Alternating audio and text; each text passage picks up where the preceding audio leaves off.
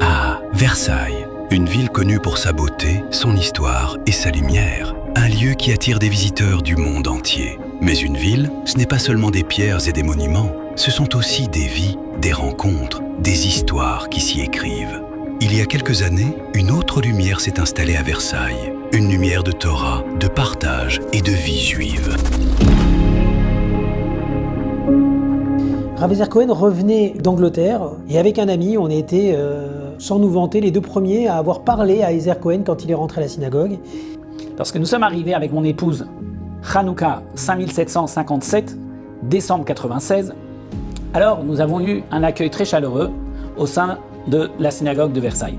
Nous avons œuvré durant ces 30 dernières années toujours dans l'objectif commun qui était de dynamiser la communauté avec la communauté. On a vu arriver monsieur et madame Cohen dans notre communauté et c'était quelqu'un qui faisait beaucoup de choses.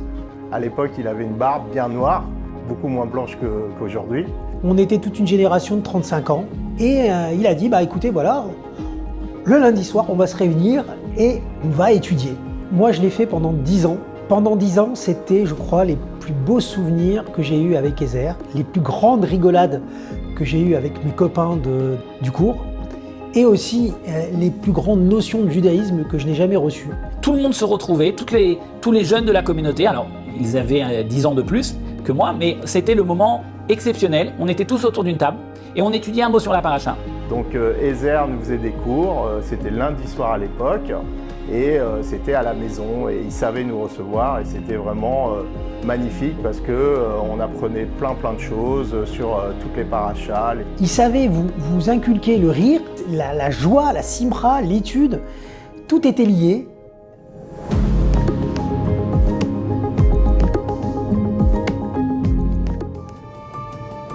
Ma rencontre avec la famille Cohen, elle date d'il y a déjà plus de 25 ans, lorsque, pour ce Shabbat qui nous faisait passer à l'an 2000, nous avons été invités par Rivka et Ezer à passer Shabbat dans cette famille qui était une toute jeune famille avec 2 enfants, la petite Raya et le petit Mendy. La première fois qu'il m'a invité à passer un Shabbat chez lui, c'était le premier Shabbat de ma vie. Et pour le taquiner un petit peu, je lui ai dit mais vous savez que je n'habite pas Versailles et que je vais venir en voiture. Il a rien dit, il a fait un petit sourire. Je suis donc venue, on a passé un Shabbat très sympa, je voulais m'en aller avant la fin. Il m'a dit ah non, maintenant vous attendez la fin de Shabbat. Voilà, j'ai compris donc qui était Ezer, qui savait toujours bien faire les choses. C'est un Shabbat qui a changé ma vie parce que y avait une telle kedusha dans cette maison juive que, honnêtement, quand je suis rentrée chez moi, j'ai fait la révolution à ma mère. Donc évidemment, depuis ce jour-là, on n'avait plus d'autres possibilités que de faire Shabbat.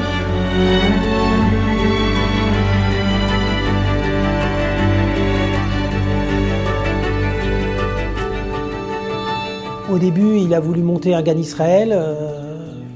Moi, je suis courageux comme personne, c'est-à-dire je lui ai dit ça ne marcherait pas. Réaliser ce premier Gan Israël pendant 15 jours avec uniquement une famille. Nous avons eu 3 enfants.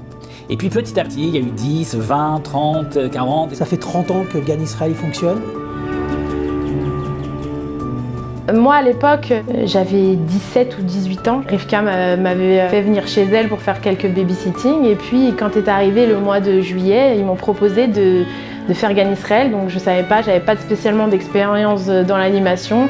Et je dois dire que c'est là-bas que j'ai appris la tfila, c'est là-bas que j'ai appris le Birkat Hamazon avec les enfants.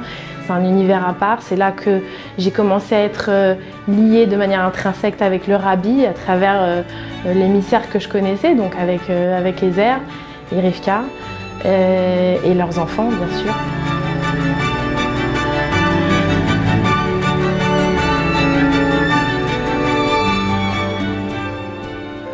Après, il a commencé à distribuer des sandwichs à la sortie des collèges. Je l'ai pris pour un fou, j'ai dit ça ne marchera jamais.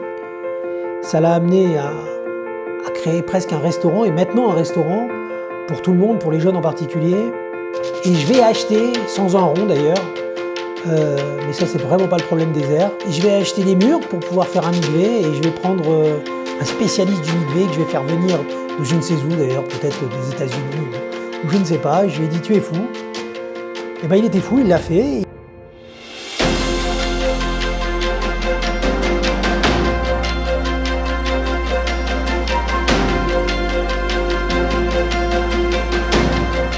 Il y a une quinzaine d'années, Ezer me contacte et il me dit j'ai besoin de financer pour construire le mikvé de Versailles. Donc je lui explique comment ça fonctionne, le montage juridique possible. Je lui demande de m'envoyer un certain nombre de documents. Et là, les surprises commencent. Demander à une banque de prendre sa caution, c'était à la limite de l'impossible, voire même du culot de demander ça à une banque. J'ai préparé le dossier. Évidemment, je n'hésite jamais dans ces cas-là parce que je sais que nous sommes tous des shlichim, des intermédiaires pour faire le travail. Et quoi qu'il arrive, si ça doit aboutir, ben ça aboutira. J'ai présenté ça comme l'ouverture d'un spa. Donc, pourquoi est-ce qu'une association a besoin d'un spa? Je n'en sais rien. Ils n'ont pas posé de questions. Et par je ne sais quel miracle, et aussi un gros grain de folie d'Ezer dans tout le suivi du dossier, le dossier est passé. Je pense que, en fait, la personne qui connaît le mieux Ezer, ce n'est pas moi, qui est en vérité mon banquier au LCL. Voilà, lui il le connaît bien.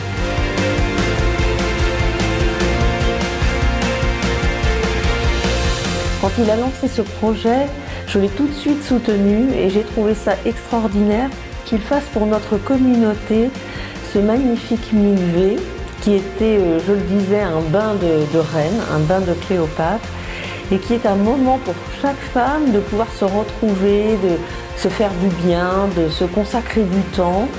Et j'espère que toutes les femmes de la communauté en profiteront ou en ont profité parce que c'est quelque chose d'absolument merveilleux. Quand on a la foi, quand on y croit, quand c'est l'Echem Shamaïm et que c'est pour le bien du Kahal, c'est Dieu qui gère.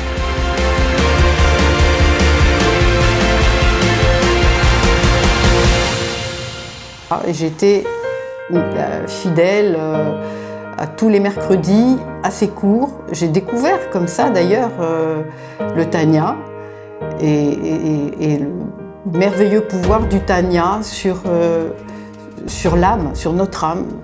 Et un jour, je me rappelle, j'avais ouvert un cabinet dentaire pour ma fille. Et je suis arrivé une semaine avant l'ouverture. Et mes assistantes, elles m'ont dit, dans le cabinet numéro 8, il y a quelqu'un qui vous attend. Et pour amener la simcha dans le cabinet, il m'avait fait un buffet. Il était venu, il avait fait 60 km avec des toasts, et il m'avait fait un buffet.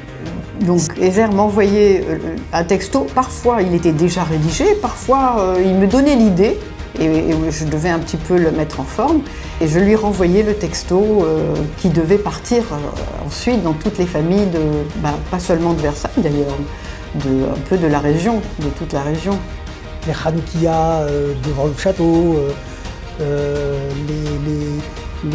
Pourim où d'habitude il n'y avait jamais personne, on se retrouve à pu avoir une table.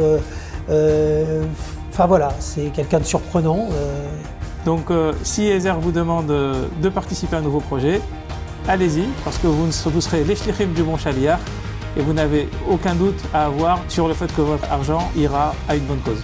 Et voilà, et on sait exactement d'où on vient et qui a été à l'origine de tout ça. Et pour ça, c'est une gratitude qu'on aura toute notre vie. Quel que soit juif, quel que soit son niveau de religion, il est juif, c'est ça, c'est intrinsèque, et il le fait. Et il ne se pose pas la question de savoir des difficultés qu'il aura. J'ai toujours admiré le sens de son raffinement. Voilà. Ezer a toujours fait les choses avec le cœur, avec la joie, avec la passion. Une fois, je lui ai dit, je peux pas, là, sur ce coup-là, je peux pas t'aider, je peux pas. C'est pas grave, c'est pas grave. Baruch Hashem, ça ira. J'ai encore toute la semaine, il me reste 8 jours avant d'arriver à la fin du mois. Et c'est incroyable, ça fait 30 ans qu'il lui reste 8 jours pour arriver à la fin du mois. Et ça fait 30 ans qu'à la fin du mois, il y a. notre mission que le Rabbi nous a donnée et que chaque juif est une pierre précieuse. Et il n'y a pas de différence entre un juif et un autre. Il faut savoir l'accueillir, il faut savoir l'accompagner, il faut savoir lui donner tout ce qu'il a besoin afin d'être à la hauteur de ce que est un juif.